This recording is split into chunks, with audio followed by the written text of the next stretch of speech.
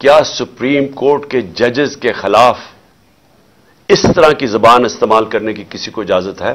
صرف اس سے بچنے کے لیے پورا پریشر ڈالا ہوا ہے انہوں نے پاکستان کی عدلیہ پہ، اور صرف ایک مقصد ہے ان کا، جو وہ جس طرح کی تقریریں کی جا رہی ہیں۔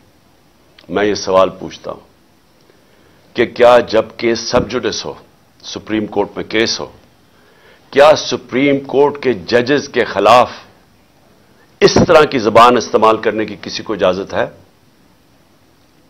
کیا آپ کا، کیونکہ صرف آپ الیکشن سے بھاگ رہے ہیں، آپ کو پتا کہ عوام آپ کے ساتھ نہیں ہے، صرف اس سے بچنے کے لیے پورا پریشر ڈالا ہوا ہے انہوں نے پاکستان کی عدلیہ پہ، اور صرف ایک مقصد ہے ان کا کہ 90 دن میں الیکشن نہ ہو۔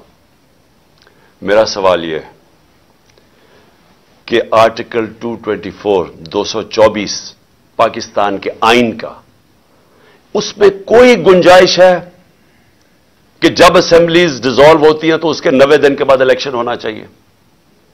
کوئی اس کو چینج کر سکتا ہے؟ یعنی اس کی کتنا بھی آپ اپنا ذہن استعمال کر لیں، جتنے اچھے وکیل لے آئیں، مجھے یہ سمجھا دیں کہ 90 دن کے بعد کیسے ہو سکتا ہے کہ حکومت یہ کیئر ٹیکر چل سکتی ہے؟